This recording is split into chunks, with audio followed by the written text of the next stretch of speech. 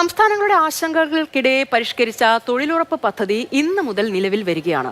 മഹാത്മാഗാന്ധി തൊഴിലുറപ്പ് പദ്ധതിക്ക് പകരമുള്ള VBG റാംജിയുടെ ദേശീയ ഉദ്ഘാടനം ആന്ധ്രാപ്രദേശിലെ തിരുപ്പതിയിലെ മുക്കവരിപ്പള്ളി ഗ്രാമത്തിൽ നടക്കും. തൊഴിലുറപ്പ് പദ്ധതി ഇനി ആ പേരില്ല, ഇനി അത് VBG റാംജിയാണ്. Viksit Bharat guarantee for Rozgar and Ajeevika mission, ചുരുക്കത്തിൽ VBG റാംജി എന്ന പേരിൽ അത് അറിയപ്പെടും. അപ്പോൾ ഈ പേര് മാത്രമല്ല, പദ്ധതി മാറുമ്പോൾ പല മാറ്റങ്ങളും ഉണ്ടാകുന്നുണ്ട്. 2025 ഈ തീരുമാനത്തിലേക്ക് എത്തിയത്. നോക്കൂ, പേര് മാറുമ്പോൾ എന്തൊക്കെയാണ് പദ്ധതിയിലെ മാറ്റങ്ങൾ എന്നുള്ളതാണ്. VBG റാംജിയിലേക്ക് വരുമ്പോൾ നേരത്തെ ദേശീയ ഗ്രാമീണ തൊഴിലുറപ്പ് പദ്ധതി മഹാത്മാഗാന്ധി തൊഴിലുറപ്പ് പദ്ധതിയായപ്പോൾ അതിന് 100% തുകയും വഹിച്ചിരുന്നത് കേന്ദ്ര സർക്കാരാണ്. സംസ്ഥാന സർക്കാരുകൾ അതിൽ തുക വഹിക്കേണ്ടി വരുന്നിരുന്നില്ല.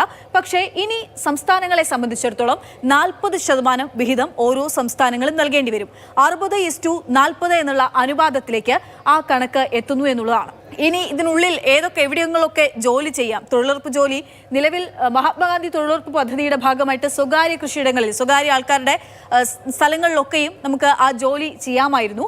പക്ഷേ സ്വകാര്യ കൃഷിയിടങ്ങളിലെ ജോലി VBG റാംജിയിലേക്ക് വരുമ്പോൾ പരിഗണിക്കപ്പെടുകയില്ല.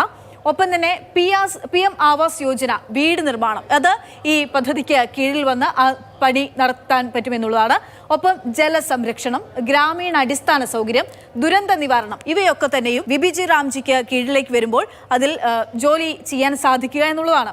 ഇനി കേരളത്തെ സംബന്ധിച്ചിടത്തോളം നമ്മുടെ സ്റ്റേറ്റിലേക്ക് വരുമ്പോൾ കേരളത്തിന്റെ കേന്ദ്ര വിഹിതം അത് 3136.44 കോടിയായി കുറഞ്ഞിരിക്കുന്നു. ഈ 40:60 എന്നുള്ള അനുപാതത്തിലേക്ക് എത്തുമ്പോൾ സംസ്ഥാന ബജറ്റിൽ നിലവിൽ എന്തായാലും ഇത് വിജ്ഞാപനം ചെയ്യപ്പെട്ടിട്ടുള്ള പദ്ധതിയായതിനാൽ തന്നെ നമ്മുടെ ഈ ബജറ്റിൽ സംസ്ഥാന സർക്കാർ 1422.66 കോടി രൂപ ഈ പദ്ധതിക്ക് വേണ്ടി നീക്കിവെച്ചിട്ടുണ്ട് എന്നുള്ളതാണ്.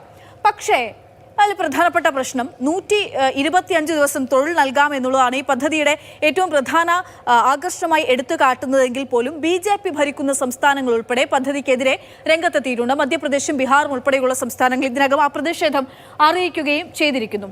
അതായത് 125 ദിവസം തൊഴിൽ എന്നുള്ളത് നൽകാൻ കഴിയില്ല എന്നുള്ള കാര്യം ചൂണ്ടിക്കാണിക്കുകയാണ്. ഒപ്പം തന്നെ ഉത്തരാഖണ്ഡും സിക്കിമും, ഈ രണ്ട് സംസ്ഥാനങ്ങളുടെ പ്രത്യേകത എന്ന് പറഞ്ഞാൽ ഇവർക്ക് 90:10 എന്നുള്ളതാണ്. 90.10 എന്നുള്ള അനുപാതത്തിൽ 90% കേന്ദ്ര സർക്കാരും 10% ഈ രണ്ട് സംസ്ഥാനങ്ങളും തുക വിഹിതം എടുത്താൽ മതി എന്നുള്ളതാണ്.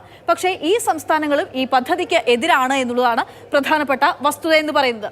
വേതന വിഹിതം, അതായത് കേന്ദ്രം പണം അനുവദിക്കുന്നില്ല എന്നുള്ളത് നമ്മൾ പലപ്പോഴായി കേൾക്കാറുണ്ട്. അപ്പോൾ കേന്ദ്രത്തിന്റെ ഈ വേതന വിഹിതം കൈമാറുന്ന കാലതാമസം അത് ഇനി ഉണ്ടാകാൻ പാടില്ല എന്ന് സംസ്ഥാനങ്ങൾ ഒരുപോലെ വ്യക്തമാക്കുന്നു. ഇനി പ്രതിപക്ഷത്തിന്റെ ഭാഗത്ത് നിന്ന് നിയമ നടപടിക്ക് സാധ്യത ഉണ്ടാകുന്നു എന്നുള്ളതാണ് മറ്റൊരു പ്രധാനപ്പെട്ട കാര്യം. സുപ്രീം കോടതിയിലേക്ക് ഉൾപ്പെടെ പോകാനുള്ള നീക്കങ്ങൾ പ്രതിപക്ഷ പാർട്ടികളുടെ ഭാഗത്ത് നിന്ന് ഉണ്ടാകാനുള്ള സാധ്യതയുണ്ട്. നിലവിൽ തന്നെ തെലങ്കാന സർക്കാർ അതുമായി ബന്ധപ്പെട്ട് കേരളവും കർണാടകവും ഒരുമിച്ച് സുപ്രീം കോടതിയെ സമീപിക്കുന്നതിനെ പറ്റിയുള്ള ചർച്ചകളൊക്കെ നടക്കുകയും ചെയ്യുന്നു. എന്തായാലും ഈ പദ്ധതിയുമായി മുന്നോട്ട് പോവുകയാണ്. നിലവിൽ സംസ്ഥാന സർക്കാരും അതിനു വേണ്ടിയിട്ടുള്ള തുക നീക്കിവെക്കുകയും ചെയ്തിരിക്കുന്നു. അപ്പോൾ ഇനി മുതൽ മഹാത്മാഗാന്ധി ദേശീയ ഗ്രാമീണ തൊഴിലുറപ്പ് പദ്ധതി ഇല്ല, പകരം VBG Ramji, Viksit Bharat guarantee for Rozgar and Ajeevika mission Gramin.